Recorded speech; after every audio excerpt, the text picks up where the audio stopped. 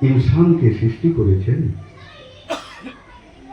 কেবলমাত্র 18,000 মাখলুকাতের একমাত্র মাখলুকাত হচ্ছে ইনসান।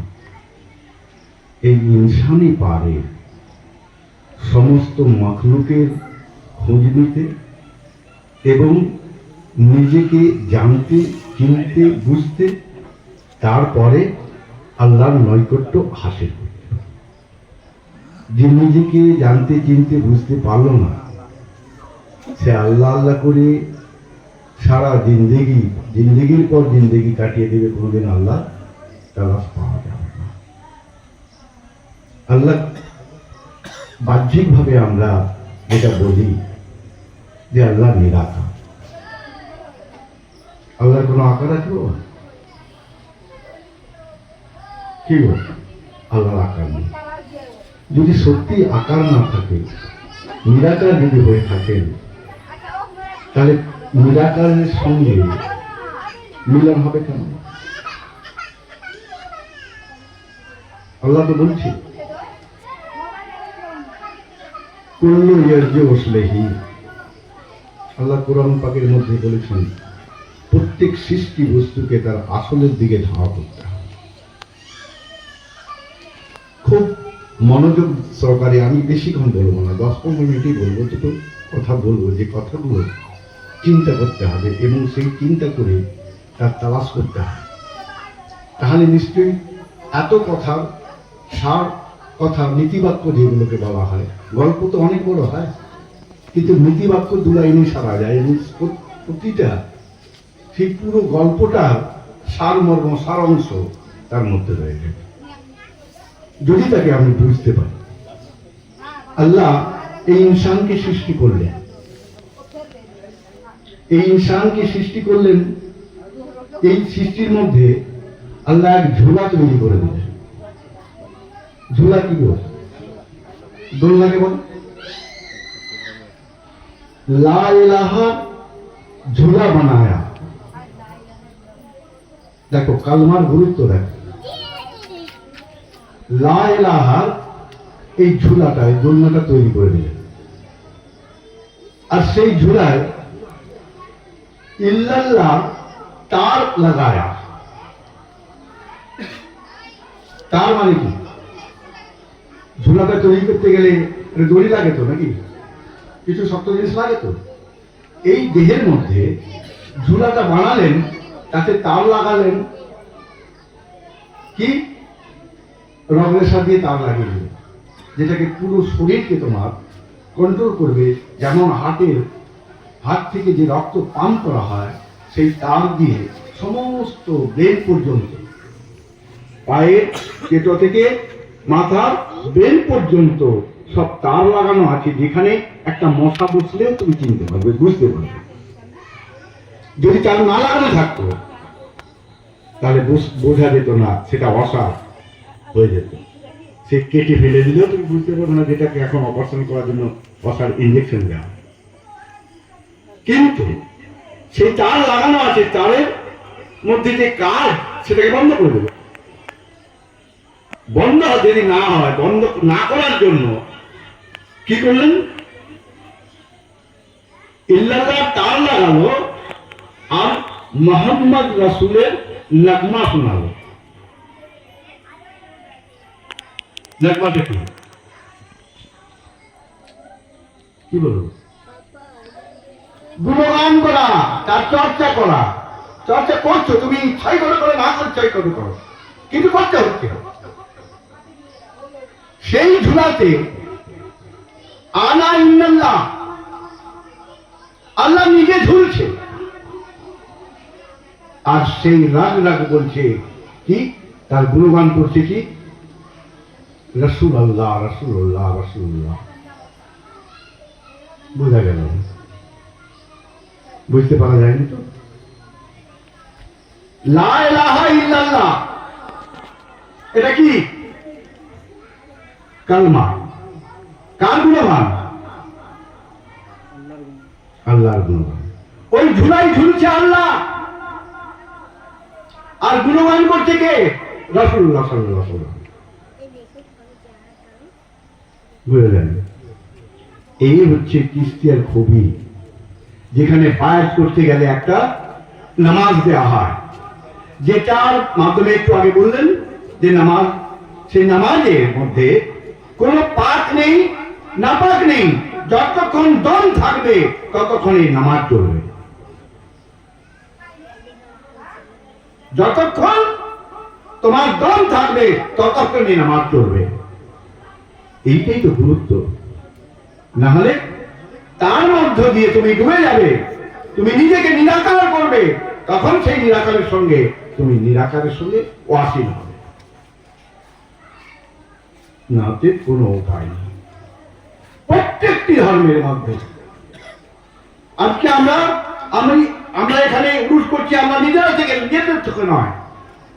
আমার হুজুর পাক হযরত খাজা গোলাম রহমান চিশতি রাদিয়াল্লাহু তাআলা আনহু, উনি চিশতিয়া ঘরানা হয়েও এই উরুস পাককে তিনি মোকাব্বল করে গিয়েছিলেন, যদিও এখানে নয়, অন্য জায়গায়, এক জায়গায় ছিল প্রথম। ওখান থেকে কোনোভাবে এখানেও তিনি কায়েম করেছেন। কোথায় ছিল এদের করেছিল জানো? এই নামটা কি বলবো, চাচা হয়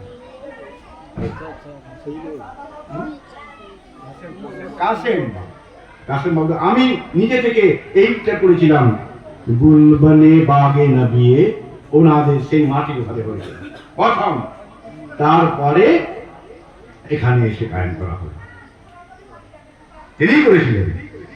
আর এই উরসে যারা তাওহীদবাদ, কোন সিলসিলাকে ঘৃণা করে না, আর কোন সিলসিলার বদনাম করে না, যত ওলি এসছেন সব ওলির তিনারা উরস পাক করে দিয়ে গেছেন।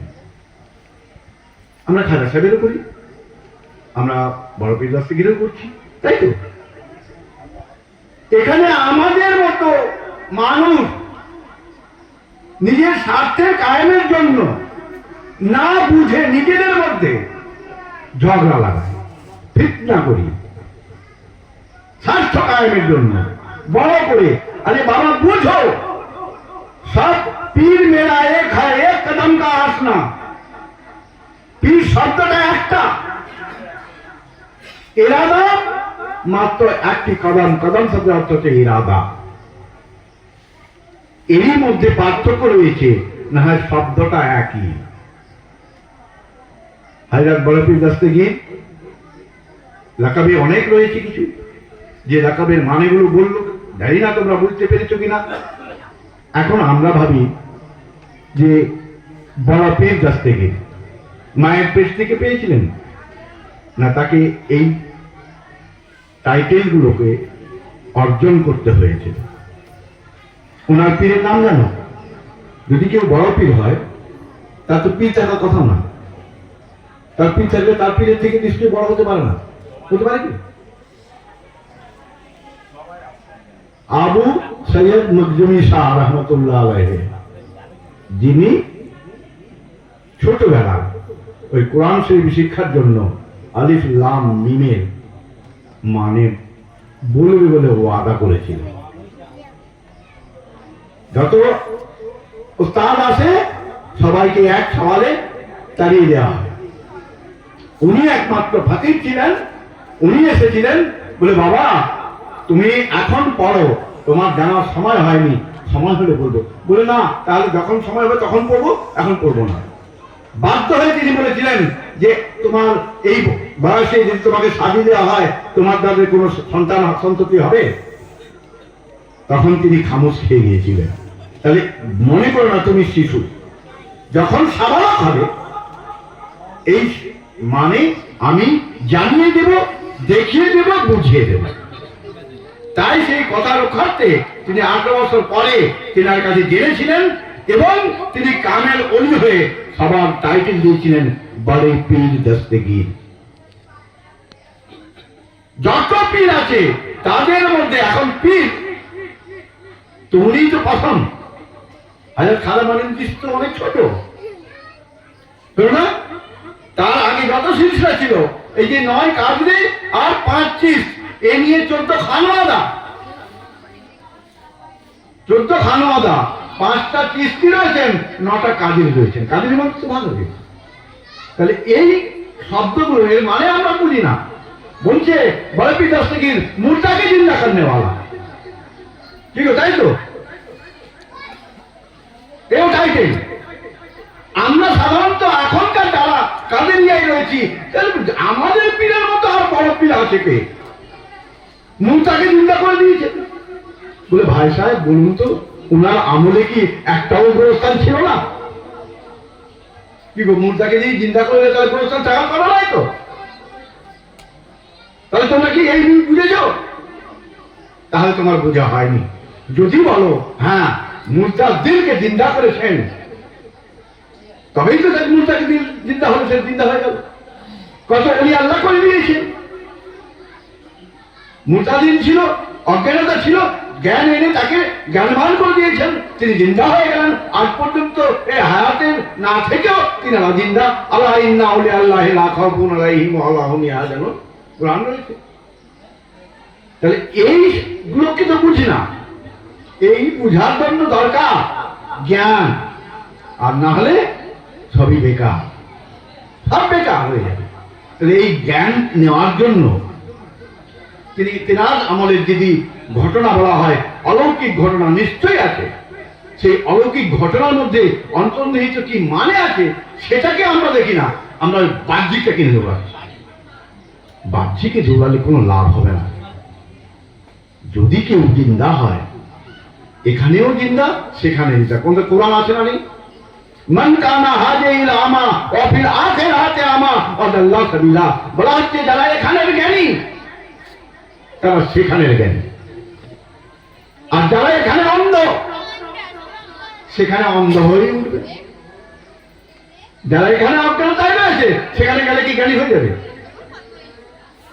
আমাদের একটা প্রবাদ রয়েছে, এখনো করে।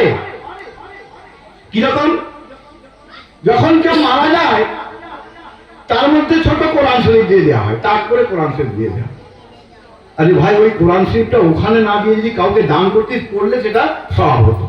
সেখানে তো খেয়ে নেবে, খেয়ে যাবে না। যারা এখানে কিছু জানলো না, আলিফ জানলো না, সেখানে তারা উঠে কোরআন পড়বে ঘরের মধ্যে, গড়ে আজাব হবে। এটা কোনো ভাবেই অস্বীকার করা যায় না। তো গোল কটা তাও জানি না আমরা। যটাই গোল থাক, আজাব যখন হবে প্রত্যেকটা গোলেই হবে। কি গো, আজাব যদি হয় প্রতিটা গোলেই হবে। তো কেমন কেমন গোল সেটা তো আমি জানি না। ওই একটাই দেখেছি, যখন চালের কাঁধে নিয়ে দিয়ে আমাকে ঘুমানো হবে। আরে তুমি কি তখন সেখানে থাকবে তো?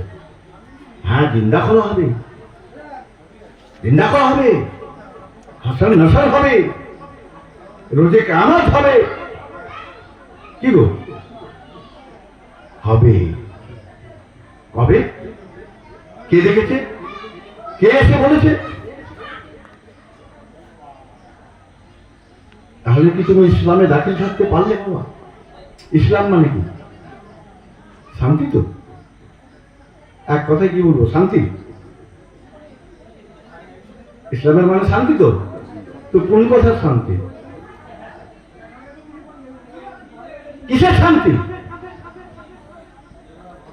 যদি এখানেই শান্তিতে থাকতে পারলে না, সেখানে যে শান্তিতে থাকবে। এখানে অশান্ত রয়েছে, সেখানে শান্তির আশা করো, পাওয়া যাবে? ফিতনা ফেসাদ সব সময় লেগেই রয়েছে।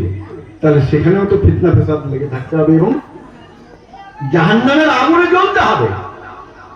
একটা সাপের 72টা মুখ হবে, তাকে দর্শন করবে, সে জ্বালা কত। বলে এখানে যদি একটা সাপ কামড়ায় তার গান শেষ হয়ে যায়, সেখানে 72 মুখী সাপ কি করবে? হাই ইনসান, শুধু গল্প শুনেই চলে যাবে, দেখবে না, বুঝবে না, জানবে না। জানার জন্যই তো ওনারা এসেছিলেন, জানাবার জন্যই তো ওনারা এত কষ্ট করে তার পেছনে ঘুরতো কেন? লাখ লাখ লোক ঘুরত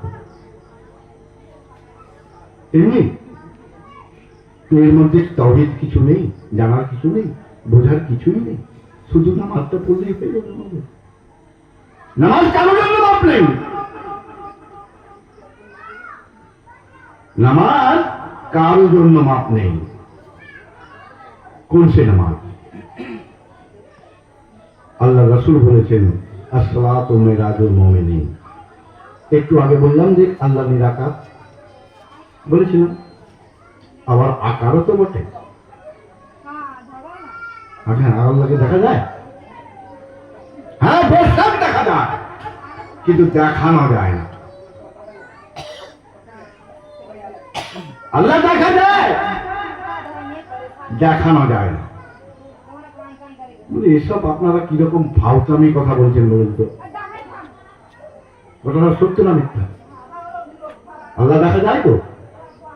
যদি না দেখা যেত আল্লাহ রাসূলকে আল্লাহ মেরাজে ডাকছিলেন কেন? তিনি তো তারই নূরের টুকরো মাত্র।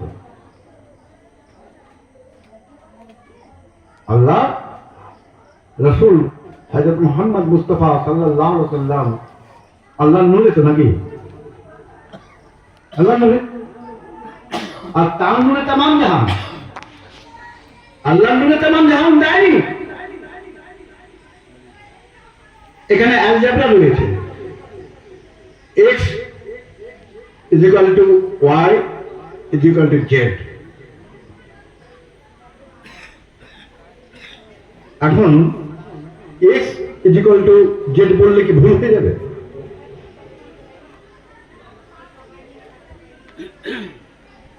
জ্ঞান দরকার, তাওহীদ দরকার, না হলে ভুল বলবো, ওই যে নিরাকার বলে চলে যাবো। আমার দাদা পীর লিখেছেন এক হামদ শরীফে, जहां में देखा वही है फैला, वही है अल्लाह, वही है मौला। जहां में देखा वही है फैला, वही है अल्लाह, वही है मौला। उसी ने दोनों जहां बनाया, उसी का चर्चा जहां में पाया। उसी ने दोनों जहां बनाया, उसी का चर्चा जहां में पाया। এখন বলো, এখন যদি এটার মানে করি, আর বেশি দিকে যাওয়ার দরকার নেই, এই দুটো লাইন বলো, যা দেখছি সবই আলো। এই কি মানে করবো তো আমরা নাকি? কি গো, একটু কথা বলো, ভালো লাগবে। কথা দিয়ে কান আসি কিনা তাহলে আমি বুঝতে পারবো, আর না বেশি বেকার মুখে লাভ নেই। উনি বলছেন জাহাं में देखा वही है फैला, वही है अल्लाह, वही है मौला। দুটো শব্দ ব্যবহার করেছেন, আল্লাহ ব্যবহার করেছেন, মাওলাও ব্যবহার করেছেন, মানে একটাই। একটা জাতি নাম, একটা সিফাতি নাম। জাতি নাম হচ্ছে আল্লাহ, আর সিফাতি নাম হচ্ছে মাওলা। দুজনেই প্রভু, দুজনেই মালিক, দুজনেই প্রভু, দুজনেই মালিক। তাহলে এক্স ইকুয়াল টু জেড বললে কোনো ভুল নেই, শুধু জ্ঞানের পার্থক্য। কিরকম? ধরো একটা সার্ফ কিনেছো, 1 কিলো সার্ফ, তোমার কাছে একটা বাট নেই যে আমি 1 কিলো ওজন করে দিব। সার্ফের এটা রয়েছে, সেটা তো জানি 1 কিলো। তা ওই দিয়ে যদি আমি ওজন করে তাকে মালটা দিই, ভুল হয়ে যাবে আমার? তখন না, কিলোবার না হলে আমি নেব না। এই তো গন্ডগোল, বোঝা গেল? ইঙ্গিতে বুঝতে হবে বাবা, ইঙ্গিতে বুঝলে তাহলে বোঝা যাবে, না হলে কিন্তু মূর্খকে বুঝাতে গেলে একটু কিলচর মারতে হবে। এখন দুটো কথা বলে দিয়ে উঠে পালিয়ে যাবে, দরকার নেই। যারা বুঝিয়ে বুঝবে, না বুঝে না বুঝবে, কেউ কারোর জন্য তো তাই না। তাহলে এর জন্য কি দরকার? ইশক দরকার, প্রেম দরকার, আগ্রহ দরকার। যদি না আগ্রহ থাকে আমি তাকে জোর করে আগ্রহ করতে যাবো কেন? কি দরকার? দরকার আছে কিছু? কেন? কারোর জন্য কেউ দায়ী নয়। তুমি গুনাহ করো কি সওয়াব করো, তুমি মরো, তার জন্য আমি দিতে যাব না, দেখো। আর আমরা মরি লোকের জন্য। সে কি করলো, সে কি বললো, সেই তার দিকে দৌড়াচ্ছি। নিজে কি করলাম না করলাম তার দিকে দৌড়াবার দরকার নেই। তাহলে তাদের দ্বারা হবে? হবে তো? হতে পারে না। উনার আব্বার নাম বলুন না, হযরত মুসা জঙ্গিদৌর। তিনি নিজের নফসের সঙ্গে যুদ্ধ করতেন, বাইরে কারোর সঙ্গে নয়। দিনে যে এরানো হয়, কত হয়? 24 ঘন্টায় 24,000 এরানা আছে, 18,000 এরানা আছে। সেই এরানাকে মেরে একে আনতে হবে তো। সেই এরানাটা কি দম আছে কত, তাই না তো? 24 ঘন্টায় 24,000 দম, রাতে দিনে হয় কম। কিরকম জানো আমরা কেমন ভাবে আছি? একজন সাহেব বলছেন, কেন বেখবরে রইলি ভুলে ওরে আমার মন, ওরে আমার মন পাখি, ওরে আমার মন, এসেছো যাইতে হবে, আসিছে সময়, ওরে আমার মন পাখি, ওরে আমার মন। আমরা দুধ সাপ দিয়ে, দুধ করা দিয়ে ওই কাল সাপটাকে পুষে রাখছি আমার নিজের মধ্যে। সে ছবল মারবে, তার এত সেবা করছি, দুধ কলা খাওয়াচ্ছি, আর সেই ছবল মেরে বেরিয়ে যাবে। যে পাখিটাকে আমি পুষে রেখেছি, দুইটি জগৎ, এখানে আর সেখানে, দুটো জগৎ নাকি? সেই দুটো জগতের নাম কি বলতো? কটা জগৎ? দুটো তো। সেই দুটো জগতের নাম কি? হ্যাঁ, ইহকালটা মেনে নিলাম, পরকালটা কে দেখেছে? তোমার বাপ। হ্যালো, পরকাল বলতে কি আছে? পরের কাল নাকি? হ্যাঁ, নিয়ে ঘুরতে জানি। দুটো জায়গা, যেটাকে হযরত মিসকিন আলী সাহেব বলছেন, इम्कान वाजिब और इम्कान को मिसकी दो जहां कहते हैं। একটা রুহের জগৎ আছে আর একটা দৈহিক জগৎ রয়েছে। এটাকে উড়িয়ে দিতে পারবে? বলতে পারবে? আর প্রত্যেকটার মধ্যে এই একই দুটো জগৎ বলছে। এই জগতের খাতির অনেক করছি, সাবান তেল দিয়ে পরিষ্কার করছি, আবার পালাও কর্মা সমস্ত খেয়ে তাকে পুষ্ট করাচ্ছি। কাকে? না, এর ভিতরে যে মেহমানটি আছে, সে যদি রাগ করে চলে যায় তাহলে এইখানে মাটি হয়ে যাবে, সব পচে গলে শেষ হয়ে যাবে। তাই তো হচ্ছে বাবা। রুহের কত খাতির করছি, কেন থাকছে না? কোনদিন চিন্তা করেছি কি? বাইরে ঝগড়াটা ছেড়ে দিলাম, ও আছে, ছিল, থাকবে, বাতো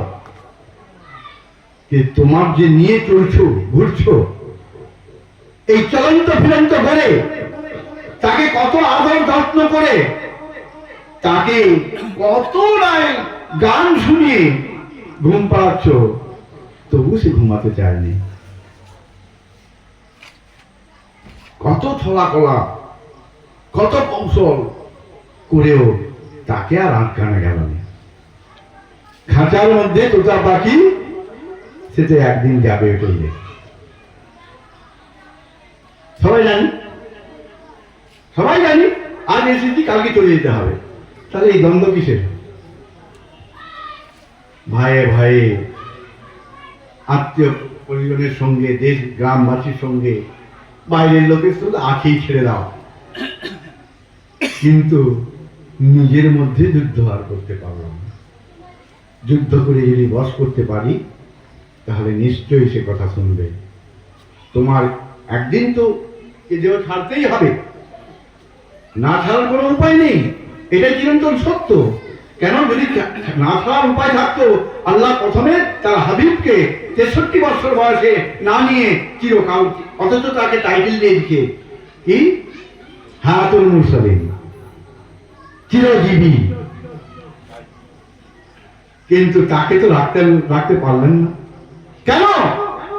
এখনো তো 63 উপরে অনেকেই আছেন।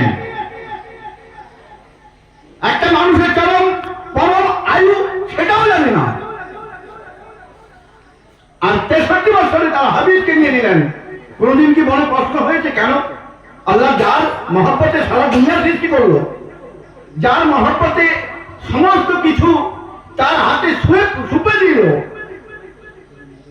তাকে তিনি 63 বছরে নিয়ে নিলেন। আমাদের 63 হতে যাচ্ছে, এই তো 61 চলে বেরিয়ে চলছে, তাহলে কি আমাদের আয়ু আর মাত্র 1.5 বছর হলেই ভালো হয়, হলেই ভালো হয়। কেন? অন্তত সেই সুন্নতটাও পালন হবে, অন্তত সেই সুন্নতটা পালন। কিছু তো জানি না, যদি কোনার টানে কিছু হয়ে যায় বলা বলে মায় মরে না মায়া মরে, মরে লাইকিন শরীর, আশা তৃষ্ণা কুছ না মরে কহে দাস কবি। আমার কিন্তু আশা এটাই হলেই ভালো হয়, যদি গ্রহণ হয়ে যায় তো ভালো হয়, আমিন বলবো। কেন 63 বছর পর্যন্ত এই দুনিয়াতে কারো উপর নির্ভর করতে হয় না, লাগবে না, তারপরেই কোনো না কোনো ভাবে তাকে নির্ভর করতে বাধ্য। এই জন্য আল্লাহ রাসূল তার হাবিবকে কোনো কষ্ট না দিয়ে তিনি নিয়ে নেবেন, এই জন্যই তিনি 63 বছর বয়সেই তেনাকে রুখসত করে দিলেন। চিন্তা করে দেখো, যারা বেশি বয়সে বাঁচছে, কি কষ্টে বাঁচছে, তাদেরকে একটু হাল জিজ্ঞেস করবে, বলে বাবা কিরকম আছে? বলে বাবু এই হাত পায়ের যন্ত্রণা, পা তুলতে পারেনি, ঘুম হয়নি, অমুক তুমুক, কত রকম ফিরিস্তি বেরোতা ঠিক নেই। 40-এ সাবেক কালাম, 40 পর্যন্ত স্বাভাবিক ভাবে খুব জওয়ানকি থাকবে, তারপরে ঢলতে ঢলতে 63 বছরে পরনির্ভরশীল হয়ে যেতে হবে। এটাই মূল কারণ। যার এখানে উদ্দেশ্য হচ্ছে উনি এই 11 তারিখই দাঁড়িয়েছিলেন, সেই জন্য উর্স বাবা হচ্ছে বিশালের দিনকে। আমরা জন্মের দিক দিয়ে আমরা দিনটাকে ধরি না, যদিও এর আগে রবিউল আউয়াল মাসে 12 তারিখে এসেছিলেন, 12 তারিখেই গেছেন। উরুসটা হচ্ছে বিশালের দিনকে মনে করো। আকায় নামদার তাজদারি মদিনা আহমদে মুজতবা মুহাম্মদ মুস্তাফা সাল্লাল্লাহু আলাইহি সাল্লাম।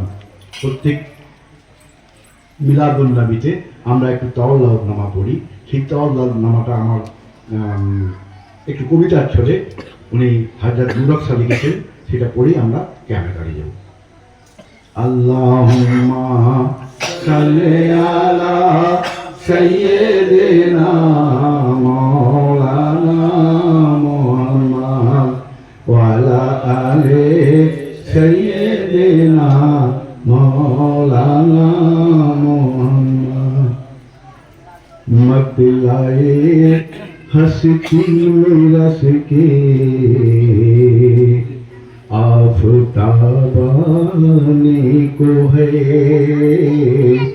अर्श से फर से जमीन पर बू तो राबाने को है। जामाए इम्कान को अपना करके रोज़े बेबदन बज़्म में खिलवत नसीब बेनकाबाने को है। बस मुअद्दब हो के बैठो महफिले मीलाद में जुस्तेजू रखते हो दिल के ओ से ताबाने को है। मंजिले लाहूत मलकुत ओ जबरूत में मंजिले नासूत में अब आला जनाबाने को है।